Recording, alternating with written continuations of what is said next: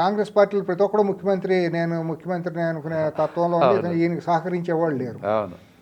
వెనక నుంచి ముందుకెళ్తాండి, వెనక నుంచి గోసి లాగేవాడు ఒకడు, కాలు లాగేవాడు ఒకడు, ఇట్లా తయారైపోయింది. 2 ఏళ్ల నుంచి మనం ఆయనకి ఆ ఫ్రీ హ్యాండ్ ఇవ్వకుండా చేసుకుంటూ వస్తున్నారు. ఈ పరిస్థితుల్లో అనుకోకుండా గోపి చనిపోవటం, బై ఎలక్షన్ రావటం వచ్చినప్పుడు ఇది కేవలం రేవంత్ రెడ్డి అనే ఒకే ఒక్క వ్యక్తి భుజస్కంధాల మీద వేసుకుని ఎలక్షన్ నడిపాడు. దీనికి ముందు కంటోన్మెంట్లో కూడా గెలిచారు. అక్కడ కూడా ఆయన నిరూపించుకున్నాడు. ప్రధానం అంతకంటే కూడా ఇది మిక్స్డ్. జూబ్లీ హిల్స్ అనేది చాలా కాంప్లెక్సిటీ ఉన్న కాన్స్టిట్యున్సీ అండి.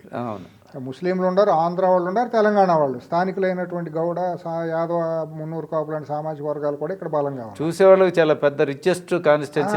జూబ్లీ హిల్స్ అనే పేరు కాలనీ దీంట్లో ఉండదు. అవును, అదేమో ఖైరతాబాద్. అవును, MLA MP colony Jubilee Hills కాలనీలేమో ఖైరతాబాద్. సంపన్నులు ఉండేది. అవును, middle class, below middle class, పేదలు ఉండేదంతానేమో జూబ్లీ హిల్స్ పేరుతో స్లమ్ ఏరియా అంతానో జూబ్లీ హిల్స్ నియోజకవర్గంలో ఉంటుంది. అవునవును, ఇదో కాంప్లెక్సిటీ ఉన్నటువంటి ఒక క్లిష్టమైనటువంటి నియోజకవర్గం.